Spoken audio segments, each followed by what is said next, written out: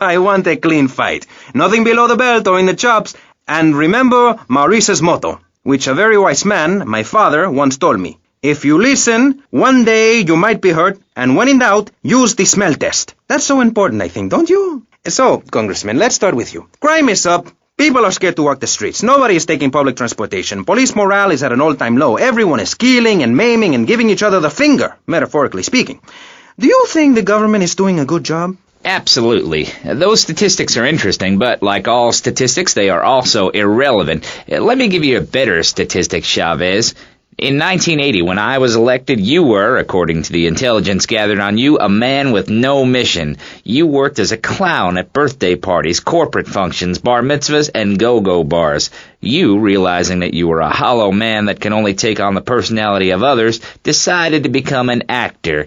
And despite going up for 17 auditions that year, you only got work as a fluffer in a sex ed video.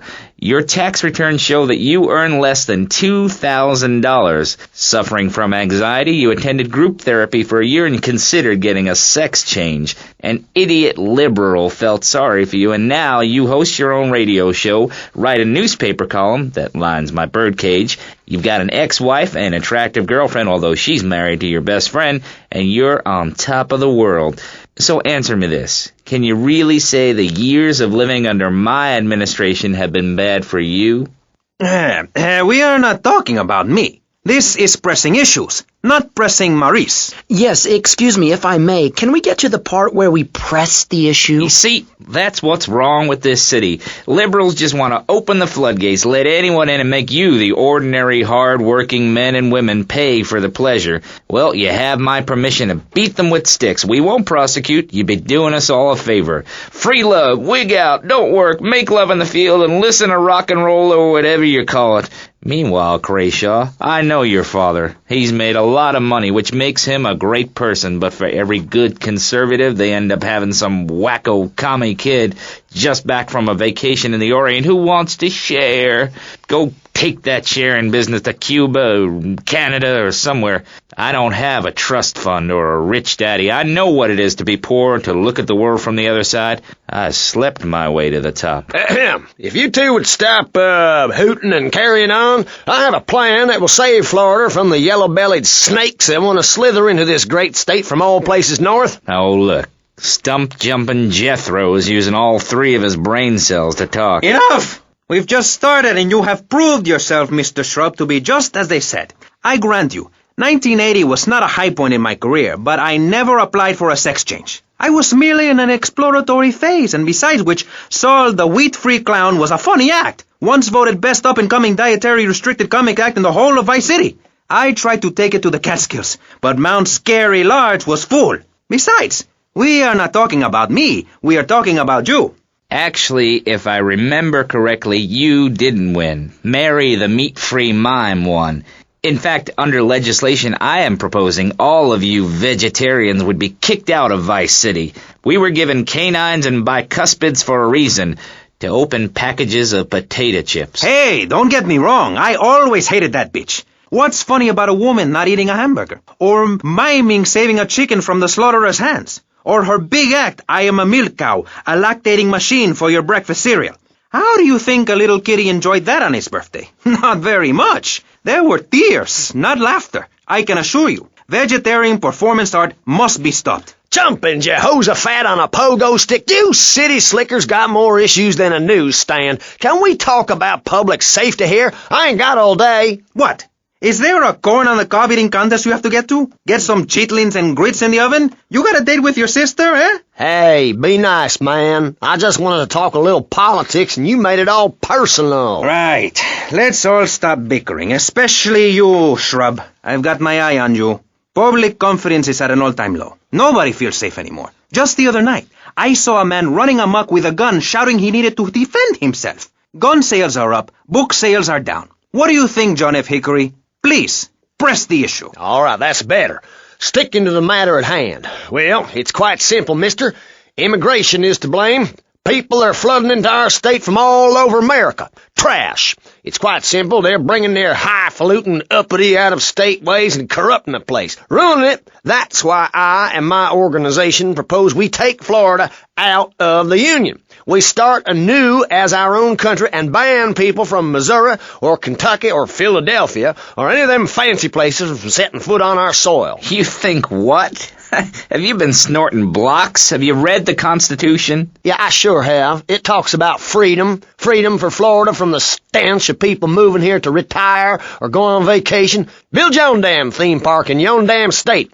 Florida theme parks is for Florida people only. That's what I say. I mean, I don't go to Alabama to visit a theme park, so why do they come here? Mr. Hickory, your views are a little extreme. Plus, I don't believe there are theme parks in Alabama. Then they should stop coming down my way and build redneck land or whatever. Damn redneck hicks ain't got no class. My views ain't extreme, mister. They're common sense. And what a lot of people would say if they have the guts. If you keep letting people immigrate here from all over the so-called United States, guess what? There's no more room. We'll be piled on top of each other like they are in Australia. What we're going to do soon is build a river. A river of freedom. A river of hope. A river which runs from the coast to coast and cuts us off from the 47 states of wastrels and bad influencers to the north. We are going to cut Florida off from the mainland of our oppressors and float out to sea. Then, the nation of Florida will be free to start over. There'll be no long-ass lines at the log flume or the pirate shipwright when I take over. You and the kids will be able to ride the rides all day. We will have a roller coaster for each and every Florida family. You know, you're bordering on treason. What you are saying is a very naughty thing, and only because here on pressing issues do we believe so wholeheartedly in free speech are we allowing it. It's the truth, my friend, the damn truth. And before you start, I am not a racist. I hate everybody irrelevant of other issues, but I especially hate Yankees, by which I mean anyone from Georgia or further north. Build your own theme parks, buy your own sun, grow your own damn mosquito-infested swamp, pal. We're gonna build ourselves a river. FBI, CIA, I don't give a damn. They can't stop us. You shrub. You yellow-bellied, tie-wearing, bribe-taking hypocrite. What have you done for Vice City up there in Washington? I've ensured important tax breaks for gun retailers, real estate developers, and I've cut the cost of policing, saving the city 2% or 25 cents per household over a 6-year period. At the expense of society. Think of the little people. Poor people have no voice in this city.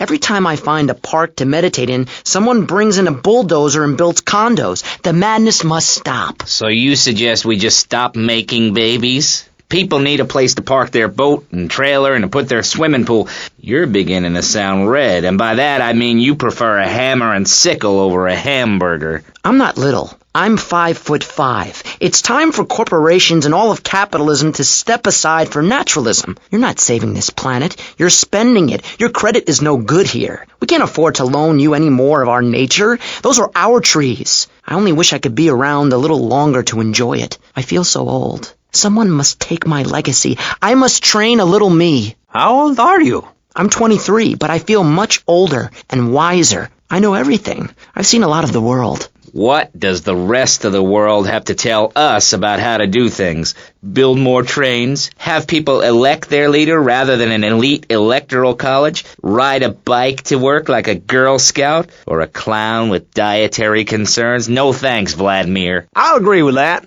People from other countries are good for nothing. That's why we have to keep teaching them a lesson. I tell you what makes a real man. A truck to pull stuff and a couch to think on. I'll tell you. Speaking as a sensualist, and by that I mean a very narrow-minded, id-centered man of peace and travel. I recently went to Europe. I think everyone should see it for a week. You really see what's wrong with this country when you visit a European utopia. Things like a journey, public transportation, healthcare, leather shorts, mustaches. When I went to Belize, I helped some villagers clear some land for an environmentally friendly coal mine.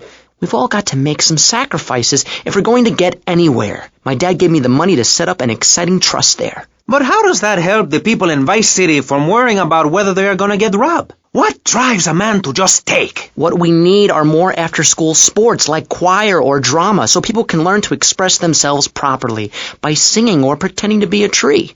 Have you ever heard a whale sing? It's a lonely form of beauty and some very ancient wisdom, helping people to help themselves with drama and choir and flowers and my dad's money. Listen,